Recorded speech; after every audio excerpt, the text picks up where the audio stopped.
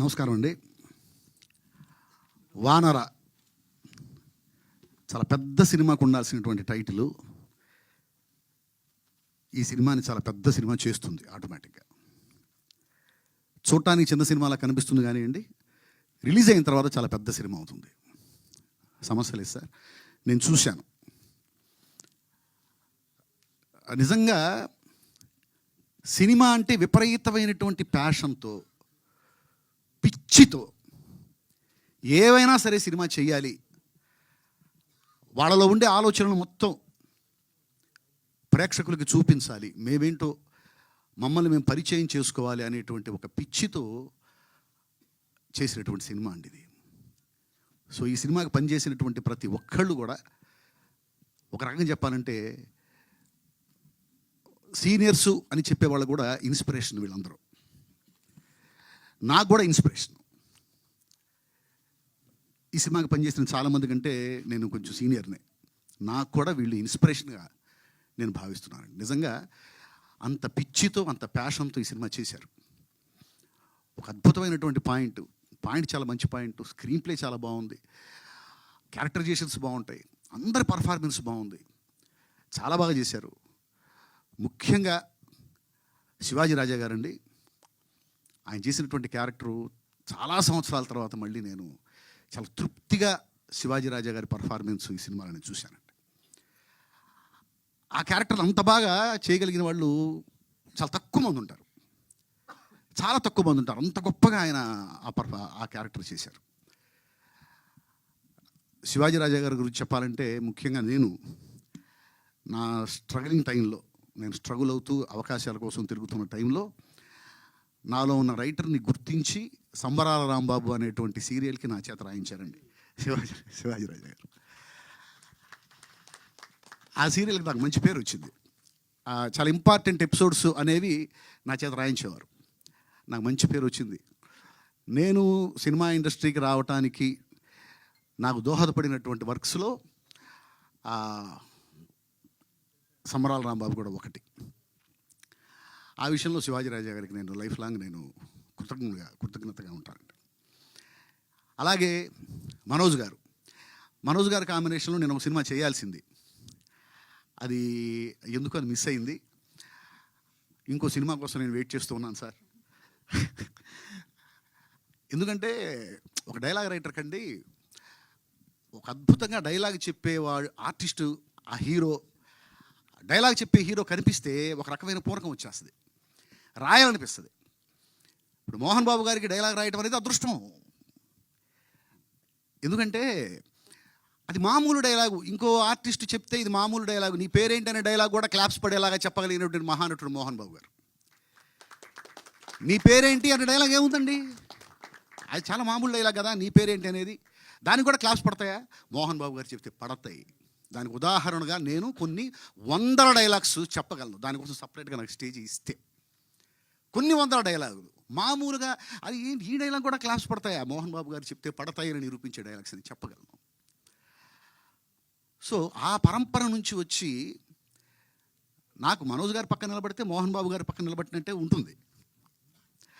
So Manoj గారికి కూడా dialogue రాయాలి అనేటువంటిది ఎప్పటి నుంచో నా ఆశ, అది త్వరలో నెరవేరుతుందని అనుకుంటున్నాను. అలాగే అవినాష్ గురించి చెప్పాలంటేనండి, ఇందాక నేను చెప్పాను కదా, పిచ్చి, ప్యాషన్. నేను ఆశ్చర్యపోయాను అతను కథ చెప్పేటప్పుడు. అతని కళ్ళల్లోకి చూస్తూ ఉంటే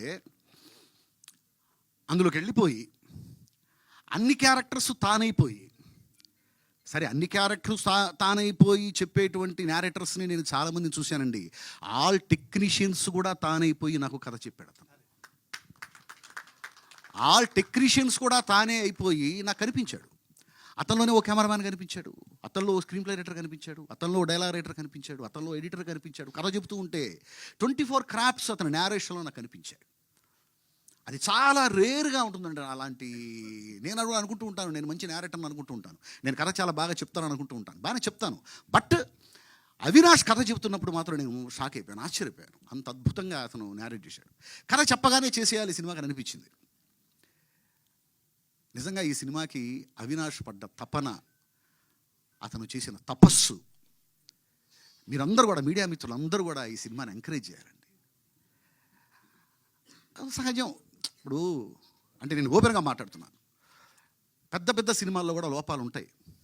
అస్సలు లోపాలు లేకుండా సినిమా అనేది బయటికి రాదు. అది చిన్న బడ్జెట్లో తీసిన సినిమా కావచ్చు, పెద్ద బడ్జెట్లో తీసిన సినిమా కావచ్చు. ఆ సినిమాకి 1000 కోట్లు ఖర్చు అయి ఉండొచ్చు, 1 కోటి రూపాయలను తీసి ఉండొచ్చు. ఎక్కడో ఒక చోట ఖచ్చితంగా లోపాలు అనేవి ఉంటాయి. కానీ ఆ లోపాలని కూడా క్షమించి ఎంకరేజ్ చేయాల్సిన సినిమాలు కొన్ని ఉంటాయి. ఆ కోవకు చెందిన సినిమా వానర. ఎక్కడన్నా నాకు తెలిసినంత వరకు అయితే పెద్దగా ఏం కనిపించవు, కానీ ఎక్కడో ఒక చోట ఏదైనా కనిపించినా కానీ దాన్ని ఎంకరేజ్ చేయాలండి. ఎందుకంటే ఆ లోపం కూడా మనకు నచ్చుతుంది, నచ్చకపోతే ఎంకరేజ్ చేయొద్దు. ఆ లోపం కూడా, ఆ సినిమాలో మనకు కనిపించే లోపం కూడా మనకు నచ్చుతుంది. నేను ఎప్పుడు చెప్తూ ఉంటా, కమర్షియల్ సినిమాకి స్క్రీన్ ప్లే అంటే తప్పులు చెయ్యకపోవటం కాదు, జనానికి నచ్చే తప్పులు చేయటం. జనానికి నచ్చే తప్పులు చేయటమే కమర్షియల్ సినిమా. ఏ తప్పు జనానికి నచ్చుతుందో తెలిసిన వాళ్ళు ఇక్కడ సక్సెస్ అవుతారు, ఏ తప్పు నచ్చుతుందో తెలియని వాళ్ళు ఇక్కడ సక్సెస్ కాలేరు. సో మనకు నచ్చినప్పుడు ఆ తప్పును కూడా ఎంకరేజ్ చేయాలి. అలా ఒక పిచ్చితో, ఒక ప్యాషన్తో తీసినటువంటి ఈ సినిమాని ప్రేక్షకులు, మీడియా మిత్రులు అందరూ కూడా ఈ సినిమాని ఎంకరేజ్ చేసి, ఈ సినిమాకి పనిచేసిన ప్రతి ఒక్కళ్ళు, ఈ సినిమాకి సీనియర్స్ ఎంతమంది పనిచేశారో, కొత్త నీరు అంత వచ్చింది ఇండస్ట్రీకి ఈ సినిమాతో ద్వారా. సో ఆ కొత్త నీరుని రానివ్వండి, ప్రవహించనివ్వండి. ఇంకా ఇంకా ఎన్నో ఎన్నో సినిమాలు వీళ్ళ నుంచి రానివ్వండి. ఇలాంటి సినిమాలు ఎన్నొస్తే ఇండస్ట్రీ అంత బాగుంటుంది. దయచేసి మీరందరూ కూడా ఈ సినిమాని ఎంకరేజ్ చేయాలని మనస్ఫూర్తిగా కోరుకుంటున్నాను. అలాగే నేను ఒక్క విషయం చెప్పాలనుకుంటున్నాను అవినాష్ గురించి. ఇందాక నన్ను పిలుస్తూ చెప్పారు ఈ సినిమాకి బ్యాక్ బోన్గా మీరున్నారు అని. యాక్చువల్గా నిజం చెప్తున్నానండి, నేను వాస్తవం చెప్పానంటే నేను ఈ సినిమాకి పనిచేశాను, ఈ సినిమా ద్వారా చాలా నేర్చుకున్నాను. ఇకపోతే బ్యాక్ బోన్లు, ఫ్రంట్ బోన్లు, సైడ్ బోన్లు అన్నీ కూడా అవినాషే. ప్రతి విషయంలో, ప్రతి దాంట్లో తానై, ప్రతి క్రాఫ్ట్లో కూడా అతను జీవించి ఈ సినిమా చేశాడు. ఈ సినిమాకి ప్రాణం పెట్టాడు. అతను ఎంత జీవించాడో ఈ సినిమాలో, ఎంత ప్రాణం పెట్టాడనడానికి నేనే ప్రత్యక్ష సాక్ష్యం. ఈ విషయంలో ముఖ్యంగా చెప్పుకోవాల్సింది అవినాష్ గారి ఫాదర్, వాళ్ళ నాన్నగారు హనుమంతరావు గారు. సహజంగానండి సినిమా బ్యాక్గ్రౌండ్ ఉన్నటువంటి ఫ్యామిలీస్లో కూడా నెక్స్ట్ జనరేషన్స్ మేము సినిమాల్లోనే బ్రతుకుతాము అంటే హీరోల వరకు ఎంకరేజ్ చేస్తారేమో, అందరు హీరోలు కూడా ఎంకరేజ్ చేస్తారని అనుకోను. చాలామంది ఎంకరేజ్ చేయరు. ఎందుకురా బాబు నేనున్నాను కదా, నువ్వెందుకు ఇంకో పని చూసుకోవచ్చు కదా అంటారు. అలాంటిది ఎలాంటి సినిమా బ్యాక్గ్రౌండ్ లేకపోయినా కూడా, సినిమాకి ఆయనకి సంబంధం లేకపోయినా కూడా, అంటే సినిమాకి ఆయనకి సంబంధం లేదంటే సినిమాకితో సంబంధం లేని వాళ్ళు ఎవరు ఉండరండి, సినిమాలు చూస్తూనే ఉంటారు అందరూ.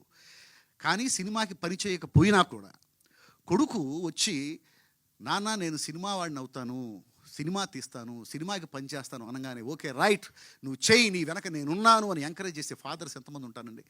అలాంటి ఫాదర్ నిజంగా హనుమంతరావు గారికి నేను హ్యాట్స్ ఆఫ్ చెబుతున్నానండి. సో ఇంతమంది సినిమా ప్రేమికులు, సినిమా పిచ్చివాళ్ళు కలిసి చేసినటువంటి ఈ సినిమా సూపర్ హిట్ అవ్వాలి. ఈ సినిమాకి పనిచేసిన ప్రతి ఒక్కళ్ళు ఇంకా మళ్ళీ మళ్ళీ సినిమాలు చేస్తూ ఉండాలి. ఈ సినిమా అందరి ఆదరాభిమానాలు పొందాలని మనస్ఫూర్తిగా కోరుకుంటూ ఈ అవకాశం నాకు ఇచ్చినందుకు థ్యాంక్ యూ వెరీ మచ్.